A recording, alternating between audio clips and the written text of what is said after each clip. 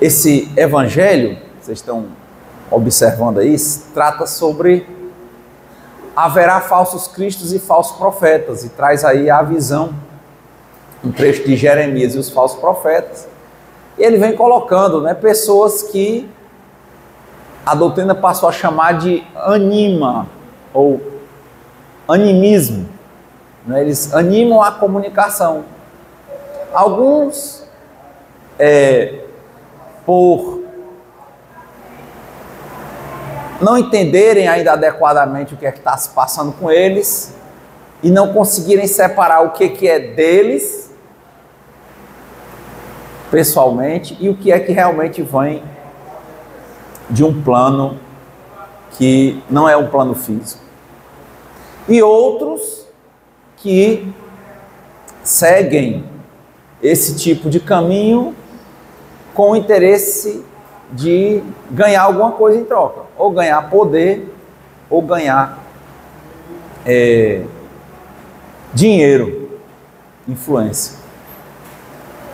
Mas sempre que eu vou ler o Evangelho, principalmente quando chega num trecho como esse, que a gente que está aqui ajudando no trabalho do centro, quer começar a lembrar de situações, de pessoas, de casos. E na verdade, a não ser que seja um médium psicofônico, psicográfico,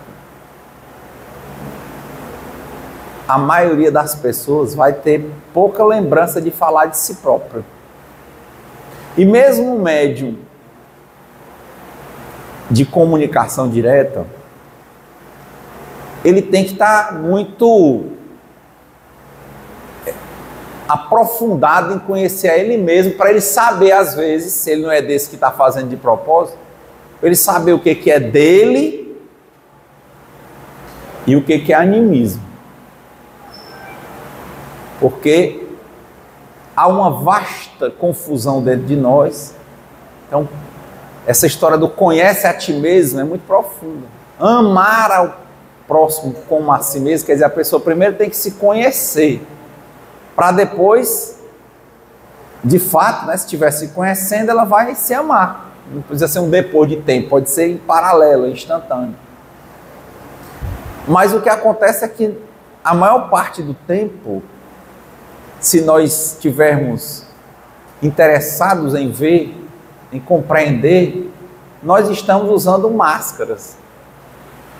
Né? Não é a máscara da companheira ali da questão de vírus, né? Com medo de alguma doença, ou de pegar, ou de passar. Mas é a máscara que nós vestimos querendo aparentar para os outros que nós somos quem nós não somos. Então, o Evangelho, ele é feito para ser uma provocação, que é um espelho para a vida da gente. Então, como é que eu vou ler um Evangelho e ficar pensando, fulana tal anima, o outro mente? Seria ilógico falar de Evangelho segundo o Espiritismo, que está pautado em reforma íntima, e ficar pensando nos outros. Quando, toda vez que eu aponto muito firme o meu dedo para alguém, ficam 3 dedos apontando para mim mesmo, eu nem percebo. Ou seja, eu conheço muito bem o defeito que eu estou apontando no outro. E onde é que eu conheço? De onde é que eu fiz esse curso? Em mim mesmo. Então o Evangelho é para que eu me enxergue. É para que eu me enxergue. Quantas pessoas, por exemplo, para quem já está aqui nesse centro há algumas décadas, né? Nós não vimos chegar e sair, não só pela desencarnação. Às vezes a pessoa veio atrás do Cláudio. E aí o Cláudio é um ser humano, que é falho. Acredito que ele não se compraz com as falhas dele, mas realmente é um ser falho. Se alguém também, aí a pessoa vem, se vem atrás do Cláudio, vai, provavelmente de alguma forma, vai acabar se decepcionando. Quem vem atrás no centro do Renato, também vai acabar se decepcionando. Na verdade, esse espaço do centro era para ser mais um momento em que a pessoa estaria, se a palavra certa for buscar, era buscando a ela mesma, se entender, se ver.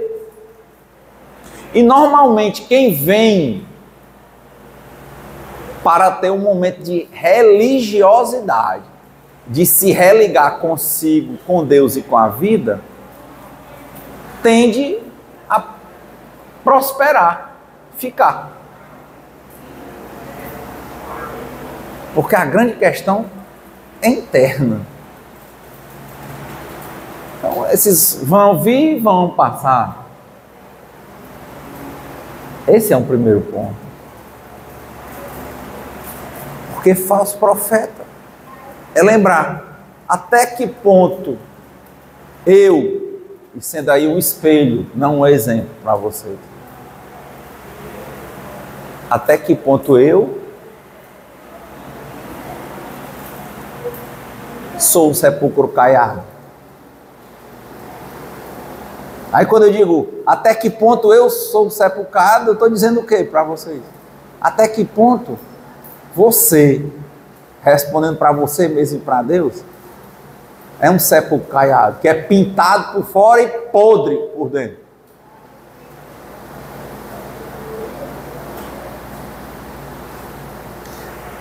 Quantas máscaras nós estamos usando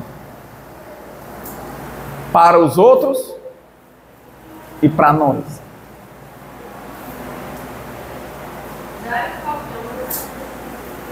Os padrões, né? Eu lembro uma vez um caso que aconteceu aqui em Fortaleza há mais de 20 anos. Uma grande amiga tinha feito faculdade comigo, meu primeiro curso da época, e ela morava num bairro aqui de Fortaleza chamado Conjunto Ceará. Amava morar lá. O pai dela tinha uns caminhões, alugava. O irmão dela, 2 irmãos e ela, e um dos irmãos trabalhavam com o pai. E a casa deles, eu conheci a casa, era uma casa assim que você tinha um muro alto, um portão para carro e um portãozinho pequeno. Dentro do portão pequeno tinha outro portão e tinha a porta da sala de entrada, uma areazinha pequenininha. E o irmão dela tinha saído, não sei se era para a casa da namorada, e tinha voltado tarde. Na casa dele não tinha portão elétrico na época. Então ele descia, abria o portão para botar o carro. Quando ele chegou e abriu o portão, o pai dele veio abrir a porta do portão interno. Então 2 pessoas chegaram para assaltar o irmão, e o pai fechou a porta atrás porque ela acordou, ela é a mãe dela, né, e o outro irmão, e ele trancou o portão e saiu. O pai foi acudir o filho. E aí foi lá e naquele negócio acabou que mataram o pai e o filho. E a mãe, né, a mãe dela, ela e o irmão estavam presos dentro de casa vendo tudo. A hora, o momento em que o pai e o irmão foram assassinados na frente deles. E eu estava viajando, e quando eu soube, eu cheguei, eu fui, já tinha sido enterrado o pai dela, eu fui fazer uma visita a ela lá. E eu lembro que ela não chorava. Ela falava, e eu perguntei se ela estava medicada, ela disse que não. Ela disse, Olha, Renato, eu não sei se uma hora eu vou chorar. Uma coisa como um estado de choque. Ela disse, é como se a ficha não tivesse caído, não caísse. Ela contava a história toda, você podia perguntar o que você quisesse, ela contava, foi assim, desse jeito, dessa forma. Ela não chorava. Eu dizia, você está bem? Estou bem. Você está precisando de alguma coisa? Não, estou bem. Às vezes, dentro da gente, a gente imagina o quê? Que a pessoa era para estar os prantos de choro, a questão das máscaras, das imagens. E quanta gente não chega no cemitério e fica olhando para a cara das pessoas para ver quem é que está chorando, porque cria um preconceito de chorar é gostar. Não chorar é não gostar. Então tem gente que fica até constrangido de não estar. Eu já vi gente partilhando assim, dizendo assim, como é que pode? Meu pai morreu e eu não chorei. Para você ver como tem um peso social que faz às vezes a gente fazer coisas para agradar os outros. É um momento que só é daquela pessoa, mas ela, ao invés de ser ela mesma, de se amar e viver o que ela tem para viver, ela se sente envolta dentro de uma confusão mental imensa relacionada à ideia de mostrar, dramatizar para as pessoas, ser para as pessoas o que as pessoas, que ela acha que as pessoas querem que ela seja, e não ser quem ela é. É aí que vem a pergunta: quantas máscaras nós usamos para os outros e para nós? Porque essa confusão é tão forte, como eu disse, que eu já vi gente partilhando, chorando porque não chorava, angustiado porque não era como entendia que as pessoas queriam que ela fosse. Eu já vi a própria pessoa dizer assim, será que eu não gostava dessa pessoa que desencarnou porque eu não chorei? Estou colocando um ponto de máscara. Se uma coisa dessa que acontece, né? Quer dizer, o desencarnar de alguém, todo mundo tem alguém que já desencarnou, que gera esse tipo de conflito.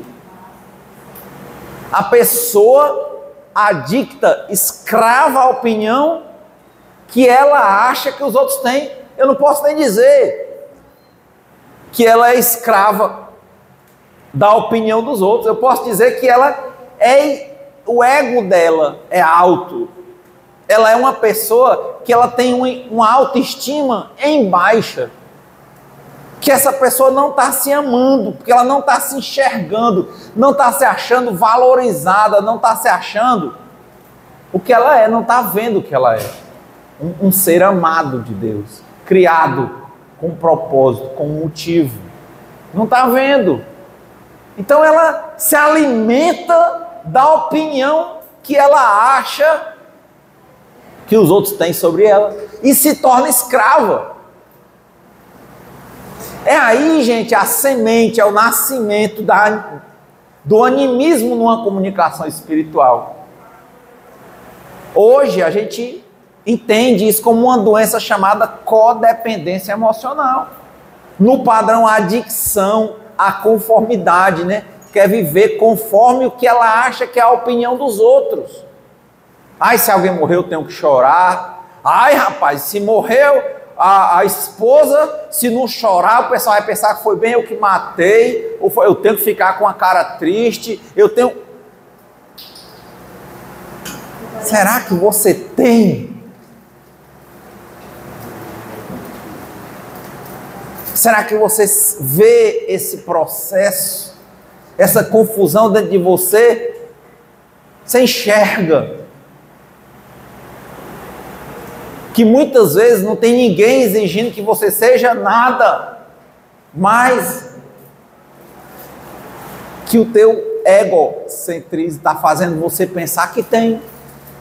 Ninguém está exigindo que você seja rico materialmente, mas você acha que só vai ser amado se o pessoal achar que você é rico, e aí você cai numa doença da prodigalidade, da compulsividade pelo gasto. Quanta gente não tem hoje que é escravo das contas? Milhões e milhões de pessoas que não controlam as próprias finanças. E a raiz está ali. Não, se eu andar com óculos da marca tal, vão achar que eu sou rico e por isso vão me amar. Não vão.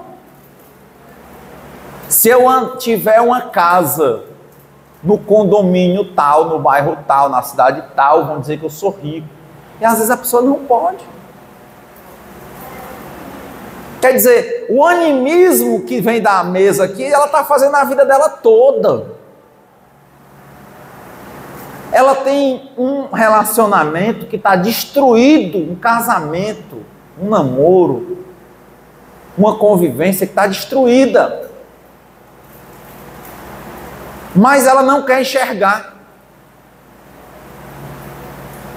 Renata, então, era para ela deixar? Não é essa a questão, é quando você vê uma coisa quebrada, você procura ajeitar. Mas quando você não quer ver a realidade, você fica sempre dizendo que o que está quebrado está certo, ao invés de ver a realidade que está quebrado e arregaçar as mangas e começar a consertar. Primeiro ver, a realidade é essa. Esse relacionamento está quebrado. Então eu vou, Renato, eu me separo, né? Não estou dizendo isso. Essa é uma decisão sua que tem que partir de uma compreensão sua. Mas você não pode encerrar um relacionamento porque eu disse, ou porque sua mãe disse, ou porque seu pai disse. Quem tem que dizer é você.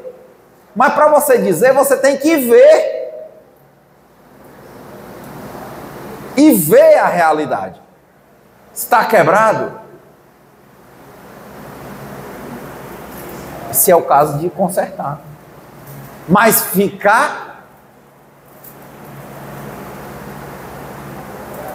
criando situações irreais para manter a coisa quebrada e manter as aparências, transferindo o que era para ser o tempo de qualidade, o tempo da vida, que é um tempo lindo, às vezes num relacionamento, para pornografia, relacionamentos distorcidos, pelo videogame, pela rede social, pela comida desregrada.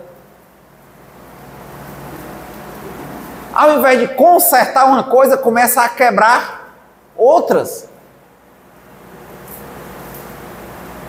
E, consequentemente, vai criando uma demanda cada vez maior de coisa quebrada. Você já viu aquele pessoal que ajeita eletrodoméstico, às vezes demora, chega lá, é um monte de cacareco. Ao invés de você ter visto o primeiro problema que estava em você, depois passou para o seu relacionamento, você começar a ajeitar o problema em você, ajeitar no relacionamento, começou a juntar cacareco, e não deixa de juntar e de criar mais. Será, e a pergunta fica, que aí você não é um falso profeta? Que você está mostrando para as pessoas, para convencer, para manipular a opinião pública acerca de você, está querendo mostrar para os outros que você é quem você não é. Por isso, a pergunta: falso Cristo e falso profeta é ficar, é porque aquele anima, aquele não anima. A pergunta é, por que ele anima? Aí chega a pergunta por que você e eu usamos tantas máscaras?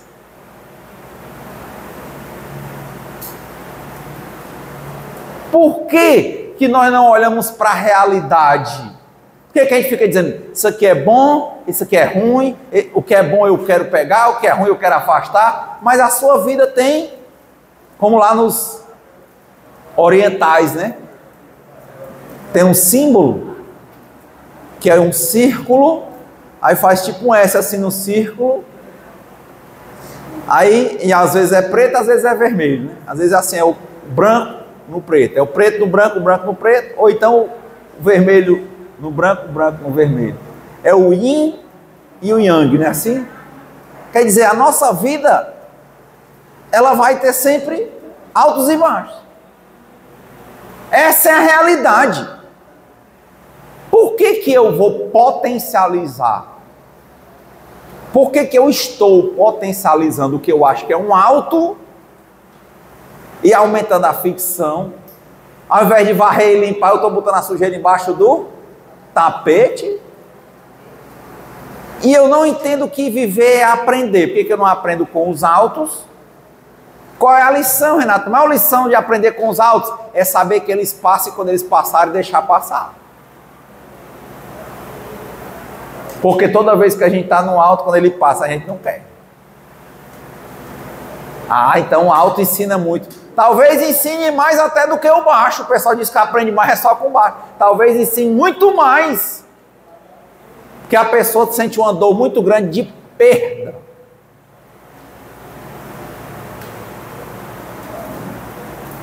Passa, quando ele passa. E no baixo, quando a pessoa começa a enfrentar os problemas que ele chamava de baixo, ele vai se fortalecendo. E ele está impulsionado, porque ele não quer ficar embaixo, ele quer subir. Lição grande é ver as coisas como elas são, é ver a realidade, e entender que na realidade tem o yin e o yang, tem alto e baixo, e que alto e baixo não tem nada a ver com ruim e bom. Está vendo como é confuso na cabeça da gente? Alto e baixo. A pessoa pensa, alto é bom e baixo é ruim. Mas quando a gente olha para a realidade, o alto é um grande desafio, porque tanto o alto quanto o baixo passam. E no alto, quando ele está passando, ninguém quer deixar passar. E não vai segurar a onda do rio. Quem segura? É a lição. É a lição do desapego. É a lição que Jesus está ali numa boa. Veio andando quilômetros e quilômetros no sol quente por acolá, lá da Galileia, bem como fosse daqui a Sobral, bem uns 200 quilômetros, para chegar a Jerusalém. Aí chega a Jerusalém, tudo. A origem que Maria, mãe dele, nasceu em Jerusalém, tem parente, tem tudo lá. Aí chega lá, falando para as pessoas, falando no principal centro religioso deles. Aí chega a hora que ele sabe que é a hora. Aí ele vai para o Monte das Oliveiras, pede os discípulos que fiquem embaixo, ele sobe e diz, fiquem em oração. Vai lá para cima. E diz que ele sua sangue. E diz, Pai, se podes, afasta de mim esse cálice, mas seja feita a vossa vontade antes da minha. Aí, quando ele vem descendo, que vê os discípulos dormindo, depois os soldados chegando, ele sabe, meu pai falou o que vai acontecer. Ou seja, o que era um alto está passando e ele vai ter que aceitar. Por isso que eu gosto eu me Afinei muito quando eu li o livro do Krishnamurti, Liberte-se do Passado. Que é isso? Por que a gente está tão carregado de passado? Por que a gente está sempre querendo mostrar para os outros que a gente é quem a gente não é? E esse conceito do que a gente acha que é o certo, de que é o que como a gente quer, deve ser, vem do passado. Às vezes, desde criança, a mãe da gente comparou a gente, o pai comparou, um irmão comparou, aí a gente começou a se comparar e começou a criar um conceito só nosso, de auto-invalidação. Só é bonito o jardim do outro, o meu não.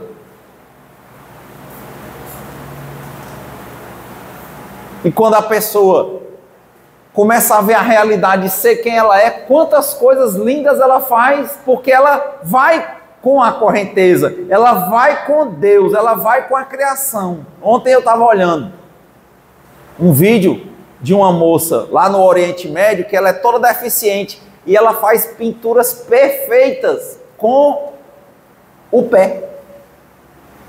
Só o pé.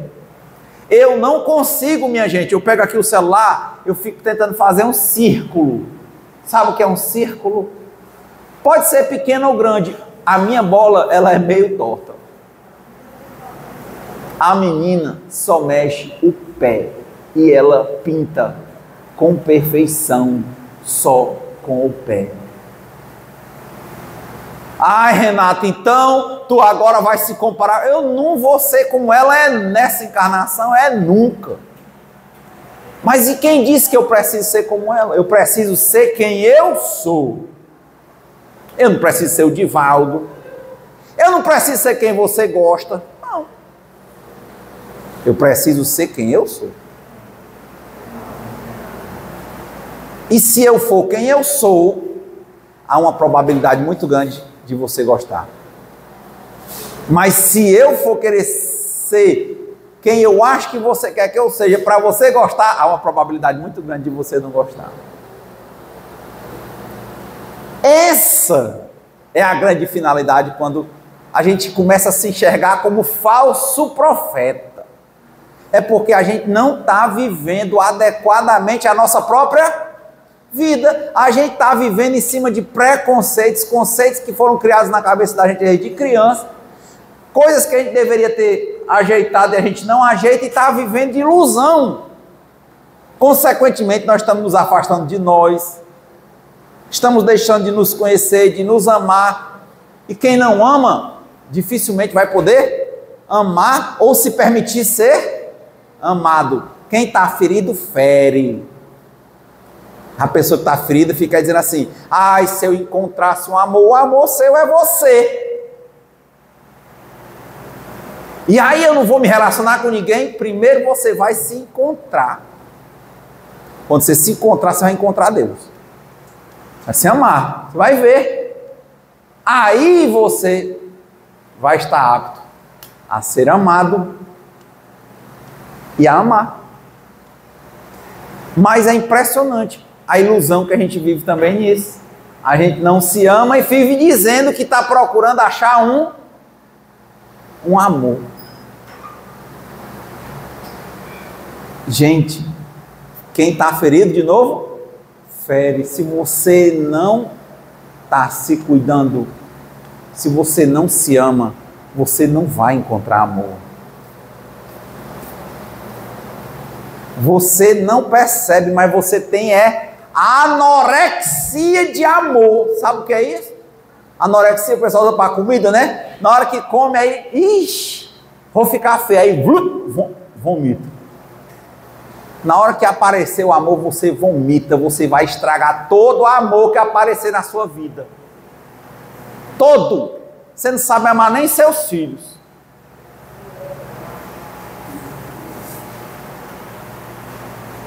Não se ama e se torna uma pessoa amarga.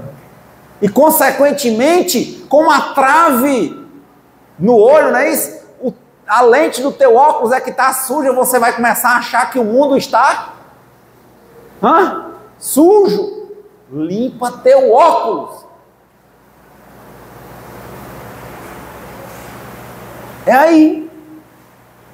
Ajuda-te, que o céu te ajudará. Trabalha a realidade. Se afasta. Ao invés de negar a realidade, nega a falsidade que você criou. Se teu casamento está com problema, faz o que com ele? Vê que é um problema. E vê onde é o problema e procura consertar. Não vai fugir para pornografia, para comer, para sair de sei quem, sei para onde. Meu amigo, o que é que está rolando?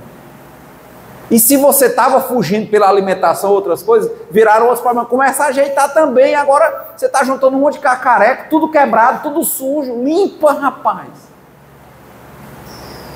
Não foge. Afasta a fuga da tua vida. Deixa de ser um falso profeta. Você não está prejudicando a ninguém, não. Dizia o meu avô. Você não está roubando ninguém, não. Você está lascando, é você. Ele dizia assim: meu filho, não queira o que é dos outros. Ninguém engana ninguém. O alheio chora o seu dono. Que é isso? Você rouba, você fica querendo enganar os outros e a sua vida não prospera. Você leva uma coisa de um amigo que ele não viu, aí quando você vê, passou ao otário, perdeu. Aí um dia você vai, do nada uma pessoa vem, bêbado, bate no teu carro, olha, gastou o dinheiro do negócio do teu amigo que tu tinha pego que ninguém viu. O alheio, meu filho, ele chora o seu dono. A vida é justa. Esse é um ponto. O alheio chora seu dono. E enrolar não é só pegar as coisas do outro, é querer enganar o outro. E o problema que surge é que de tanto usar máscara para enganar os outros, a gente começa a se enganar. Acreditar nas mentiras que conta para os outros. Renato, quando eu olho para isso que você me pergunta quantas máscaras eu estou usando, Renato, me dói tanto, porque quando eu paro e medito sobre isso, eu penso assim, eu não sei onde é que eu estou, porque tudo meu é formado por um conjunto de máscaras. Renato, eu vou entrar em depressão. O que é que eu faço? Primeiro, só veja. Também não queira tirar as máscaras como se eu estivesse dizendo que isso é errado. Eu não estou trabalhando aqui certo, não é errado, eu estou apenas querendo que a gente veja a realidade. Não é um evangelho que fala sobre falsos profetas. Então aqui a gente tem que trabalhar só o quê? Afastar o que é falso e ver o que é a realidade. Entenda, ver a realidade ainda não é ver a verdade, não. É ver a realidade. A verdade vem depois. É por isso que Jesus dizia: conhecereis a verdade vos libertará. Mas para chegar na verdade, tem que passar pela porta da realidade. E você está vivendo uma vida de mentira, ilusão, mascarado. Mascarada. Tem a máscara para o filho, a máscara para a neta, a máscara para a nora, a máscara para o papai do céu, a máscara do centro. Você pensa que não me incomodou, Ana? Quando há 20 anos, pessoas aqui saíram uma briga danada porque usava bata. Você se lembra dessa história? Que o pessoal botava umas batas brancas? Lá no Luciano Carneiro, não era? Porque não chegaram, a luz tem que ser não sei o quê, a bata não sei o quê. Aí um dia, eu vim para o centro e quando eu olhei, eu estava todo de preto. E eu, meu Deus, eu já vim atrasado. Eu estava de preto. Como eu vou lançar se todo mundo lá tem que usar branco? E tinha as batas, e as pessoas na época já estavam no nível de botar uma tatuagem na bata, bordava o nome na bata. Quem lembra disso aqui no centro, a época que aconteceu? Não é verdade? Eu não tenho bata. Eu queria ir. E eu lembrei, quando eu li a Bíblia, nos Atos dos Apóstolos, um grande questionamento entre Pedro e Paulo. Porque Paulo foi pregar para quem não era judeu e Pedro queria fazer uma igreja de Cristo só para judeu. E Paulo dizia, não, se não fosse Paulo, a gente não conhecia Cristo. Ele sai pregando, né? Nos gregos, Gálatas, Tessalonicenses, Romanos, as cartas, ele andando. Aí, como é que você pegava um homem grande e ia circuncidar? Porque o judeu tem que pegar o pênis, cortar o prepúcio na faca. Como é que se você está querendo mostrar uma coisa, a pessoa não tem que se submeter? Tem gente que vai para uma igreja evangélica, tem medo do que vão dizer se ela se batizar, rapaz. Olha aí o falso profeta, ele quer, mas tem medo. Vamos dizer que eu sou crente. Ixi, gente, você crê? E qual o problema de dizer que tu é crente? Não, mas não. Gente, tu tá achando que isso é força? Isso é fraqueza.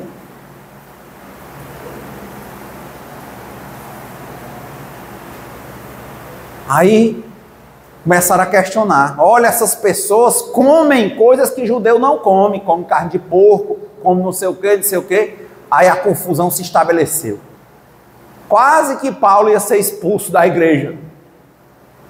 Aí um dia Pedro sonha, e todas as coisas que ele dizia que eram proibidas, o anjo do Senhor disse para ele, olha, não faça impuro as coisas que Deus fez puro. Aí ele aceitou. Mas eu lembrei disso e fiquei pensando, rapaz, eu vou para o centro espírita que todo mundo só usa branco, porque diz que lá é a mesa branca, talvez o pessoal já está até querendo se separar de coisas. E eu vou de preto.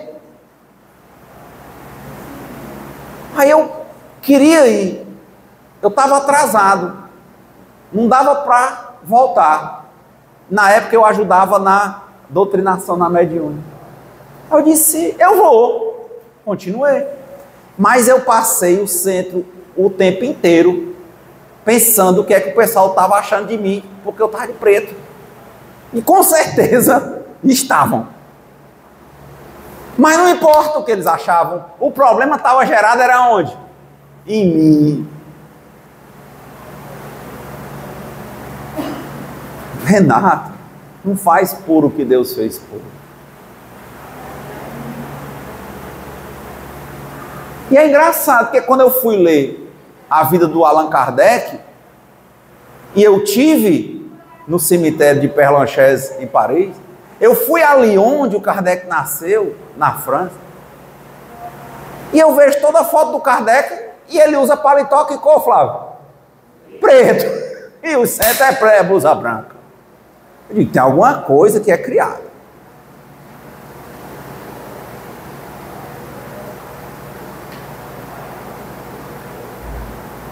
Ai, Renato, então você veio de preto para fazer uma provocação, não foi? Foi não. Mas isso já foi, estou só lembrando que isso aqui já foi um grande conflito na minha cabeça. Porque eu não estava vindo para o centro para ser um espaço de aprendizado, mas para, até na roupa que eu vestia, para ser um falso, não é. Eu não estava querendo entender o que é isso. Eu vi as pessoas andarem numa correnteza e aquilo me incomodava. E o fato é, toda aquela galera que andava de branco, sabe onde é que estão nesse centro hoje? Em canto nenhum, todo mundo foi embora. Não é verdade? Tem que ser você. Eu já vi gente, chegava, olha, pode dizer assim, o fulano e tal vai coordenar a mesa. Menino, quando aquela pessoa sabia que o Cláudio começava a delegar a função de coordenar, a pessoa já ficava com um ar diferente, até os olhos assim, diferente. O que é isso? A pessoa mudou? Não passa um ano, dois, a pessoa se afasta. Às vezes vai logo abrir um centro, porque sabe aquilo ali já dá um olho diferente, um jeito de falar diferente. Mulher fala assim, Ana, com ela não estou ouvindo. Ana, é porque tem que falar bem sereno, porque o espírito é sereno. Fala sereno. Como? Não, porque criou-se a imagem do que é ser o espírita. Ou isso não existe por aí? Dentro de nós.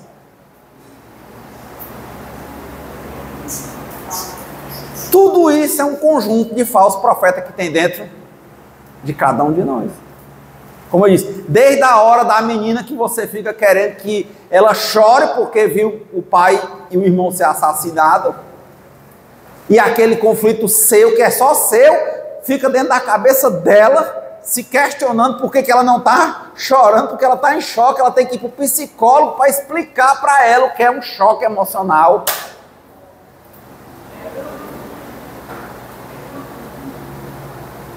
É muita máscara. E o que a gente precisa hoje, no evangelho falso profeta, não é ver a máscara de ninguém. É só ver o que é que tem de falso na nossa própria vida. Afastar o falso e procurar a realidade. Ainda não é a verdade. Uma vez eu reduzi 13 quilos. Às vezes a pessoa olha para você e diz assim, você está magro. E já tem uns 5 anos. Antes a pessoa dizia, tu está inchado. Eu olhava e via que aquilo não estava certo. Tudo que eu lia mostrava que a minha saúde não estava bem, que eu tinha gordura no fígado, eu tinha várias coisas, uso excessivo de várias coisas. Cansado, respirando com dificuldade.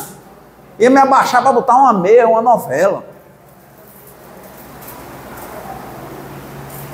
Olhava, exame, triglicerídeos lá em cima. Ah, Renato, se fosse hoje, que eu já vi uma pessoa dizer para mim, se a pessoa dissesse que eu estava inchado ou gordo, sabe o que eu respondia, Renato? Gordofóbico! Eu disse, pois eu não. Eu disse, eu estou mesmo. Isso aqui não está me fazendo bem, não. E eu vou dizer, pergunta se o Renato quer voltar aos 13.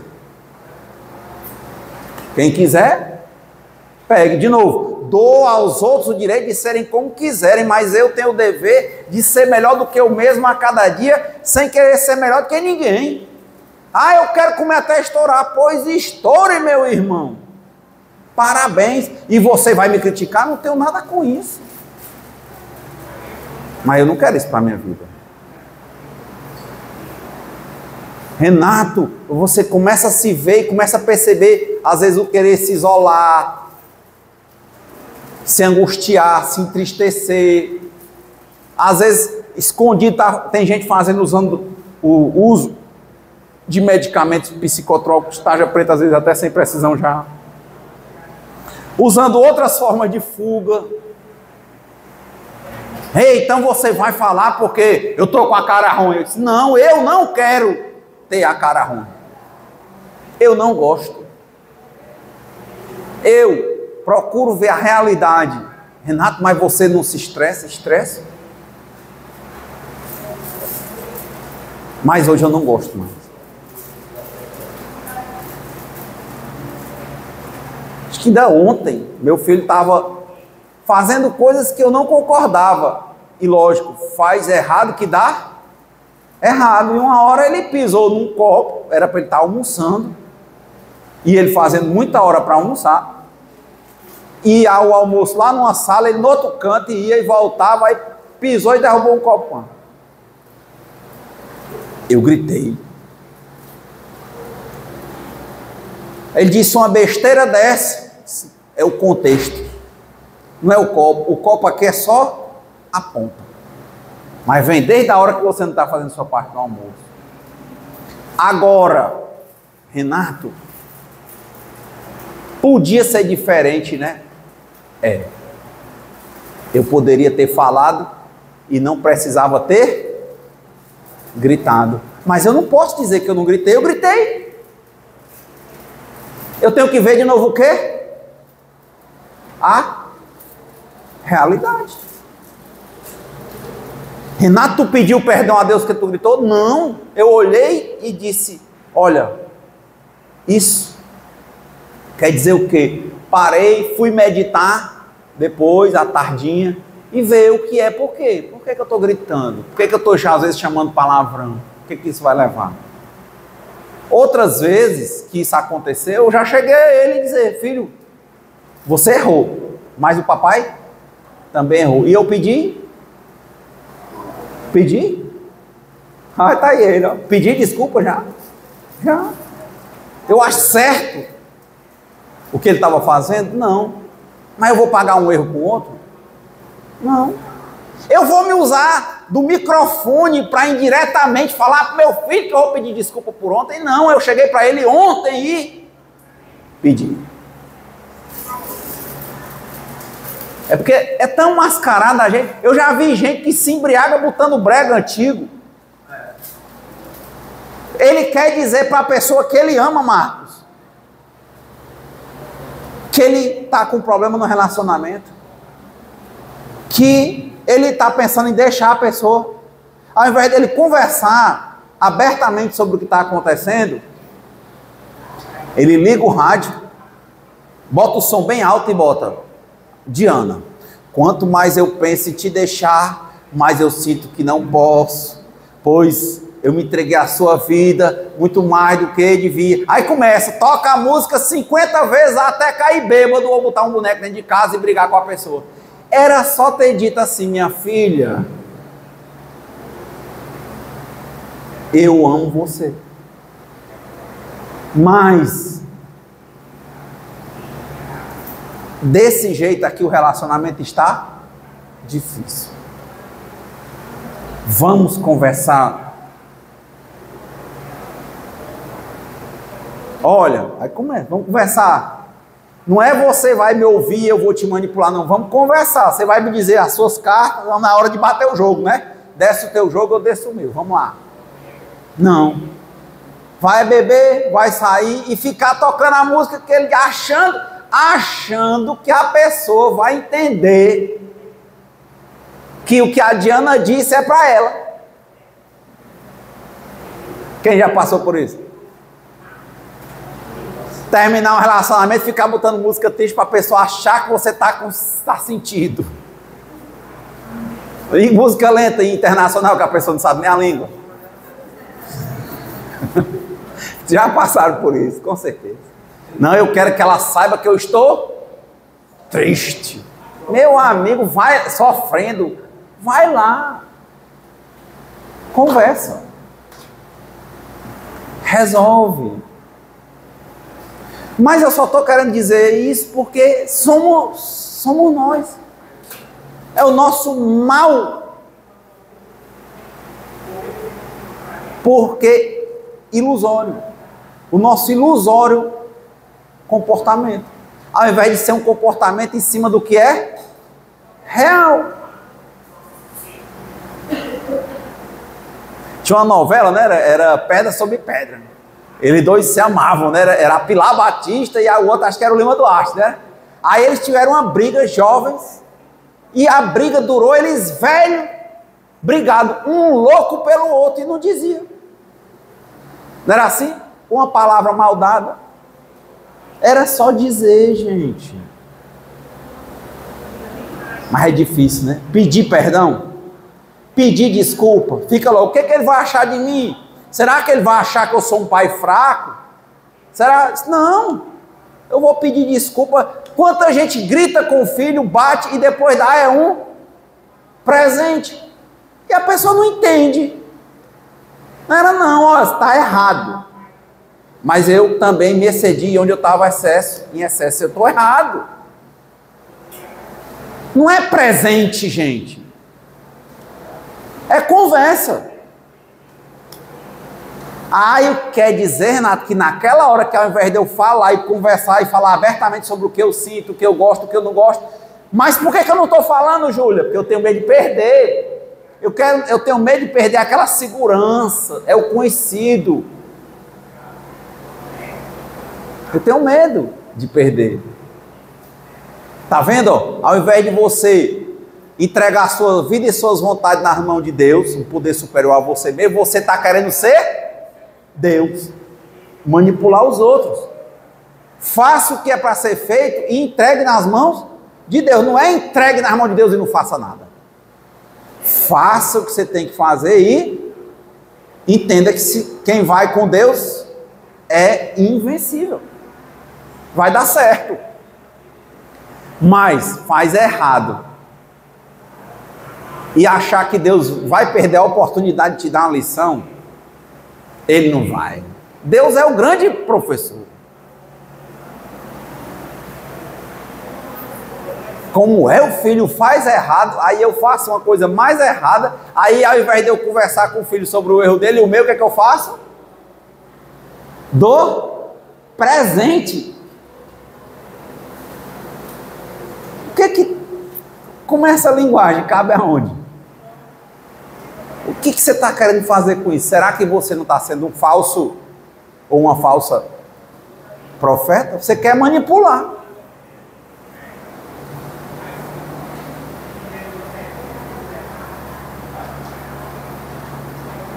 É um dos momentos mais inquietantes na minha vida, no momento da minha meditação.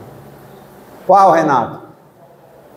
Porque meditação não é só aquela meia hora que eu medito. Meditação é a vida inteira, é estar prestando atenção no que está acontecendo. Meditação não é ficar para mim, não. É ficar entendendo o que está acontecendo comigo, como é que eu estou agindo em relacionamento, não é isolamento. É entender se eu grito, ver por que eu grito, se eu uso palavrão, por que eu estou fazendo isso. Entender o que está acontecendo dentro de mim. Me relacionar comigo, com Deus e com o mundo. Isso é uma vida religiosa. Tanto faz se eu estou aqui ou se eu vou lá para a igreja evangélica, eu vou para a igreja católica. É a realidade. Ultimamente, a minha esposa tem gostado de ir para a igreja evangélica, eu vou também. Aí, perguntaram ela, quem tem Jesus como seu Senhor e Salvador? Epa! Depois você vai se batizar. Perfeitamente. Eu me batizei. Qual o problema? Se eu tivesse problema com isso, era a mesma coisa do dia que eu vim para o centro de que cor? De preto. Mas veja, quem está se excluindo das coisas seria eu. Qual o problema? Aí o problema virou em casa. A mãe disse assim, olha, como é que pode o seu filho ver você ir na igreja evangélica e vai no centro espírita? E não é verdade, não? É. Mas o quê? Ele tem que saber o que é a realidade. Mas não tem mais. O resto disso é manipulação, ilusão, mentira. Não é verdade? A verdade, a realidade é real. Aí sim, chamar na igreja católica, vou também. Já falamos disso aqui outro dia. Não, mas lembra da história do preto e do branco na minha roupa? Na minha cabeça? Mas o que me impressiona é ela dizer assim, mas minha filha, é verdade ou é mentira que eu vou para o centro espírita? É verdade. Então como é que é meu filho, que ele vê e sabe, e eu vou dizer uma coisa que não é? Ora mais, claro que não é. Ah, ele é que vai decidir o que é que ele vai querer da vida dele. Eu tenho a minha vida e ele tem a dele. Como é que ele vai escolher? Eu não sei. É a mesma coisa. E você for, ele não está gostando de vir para o centro não, viu? Ele está vindo para o centro porque ele está com problema de sinusite e o Cláudio disse, só traga esse menino aqui que eu quero fazer um tratamento nele. Pronto. Ó, talvez vai lá na igreja também, às vezes não gosta, não quer, tipo, você que sabe. Não tem essa imposição, não, mas dizer que eu vou dizer para a pessoa que está vendo que o que ele vê, que a realidade é uma mentira, aí confunde, né? Como é? Gente, não precisa às vezes você entender, precisa você entender a você mesmo. É o lado filosófico do Espiritismo. Conhece a ti mesmo. Eu falando na casa de Miramês, quinta-feira à noite, eu estava tratando sobre Deus. E outra semana aqui, acho que lá também, sobre religião e religiosidade. Os anônimos, por exemplo, como tem gente que não acredita em Deus e tem gente que é de religiões diferentes, lá não chama Deus, diz assim, creio na existência de um poder superior a mim mesmo. E o poder superior é na forma que você o concebe. Porque eu fui falar disso lá no Centro Espírita quinta-feira, porque era prece. Eu disse, mas você faz uma prece para quem? Como é que é a tua relação com Deus? Quem é Deus para você? É a minha pergunta. Renato, Deus para mim, dentro do Centro Espírita, Jesus daqui é diferente do Jesus de uma igreja evangélica? Eu acho que não. Mas é uma coisa que quem tem que perceber? Cada um. Por isso que o Evangelho é a reforma íntima.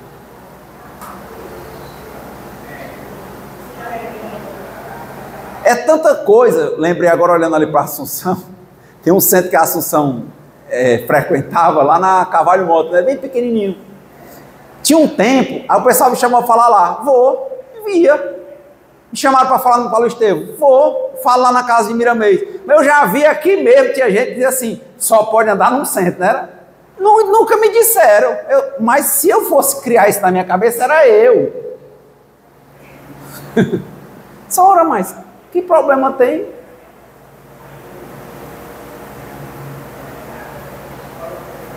Vocês estão entendendo nesses pequenos detalhes? Vocês conseguiram durante essa fala, para a gente ir concluindo, uma fala de espelho? Vocês conseguiram ver algum momento em que vocês enxergaram as máscaras de vocês? Eu também. Esse é o desafio da vida. Viver é estar em aprendizado. É para isso o Evangelho. Estar em aprendizado. Mas o primeiro aprendizado é esse. Ver a realidade. Ver a realidade. Só isso. Se veja. Em Jeremias e os falsos profetas, se vejam. Não se veja isolado, se veja em relacionamento. Veja todos os problemas que estão dentro da sua cabeça, todo dia, toda hora. Que a sua vida seja uma vida inteira de meditação. Para alguns, uma vida de prece. Vá olhando e vá ajeitando, vá olhando e vá ajeitando. Então, que Deus nos conceda a serenidade necessária para aceitarmos as coisas que nós não podemos modificar. Coragem para mudar aquelas que podemos. E sabedoria para distinguirmos umas das outras.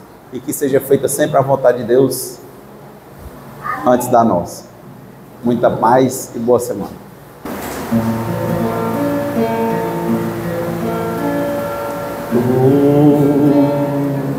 Te haverás da praia, não buscaste nem sábios inimigos, somente queres que eu te siga, Senhor.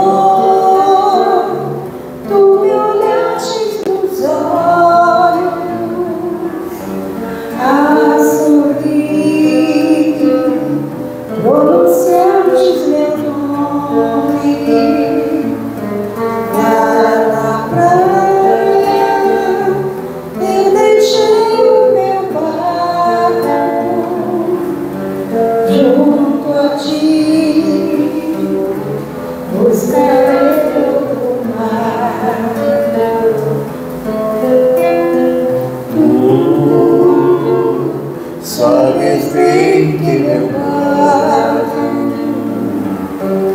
Eu não quero espadas nem ouro, somente reis e o meu trabalho.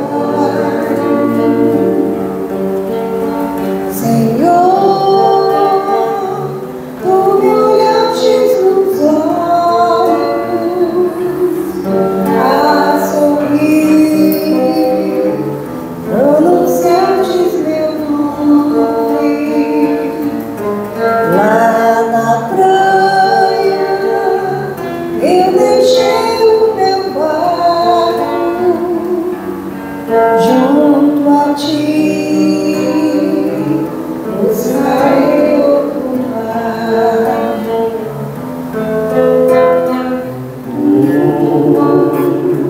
Minhas canções secas, Meu cansaço, que a outros descanse, amor que eu veja, seria amor. Senhor, tu me olhastes nos olhos a sorrir, pronunciastes meu nome lá na praia. Eu deixei o meu barco junto a ti, buscarei outro mar.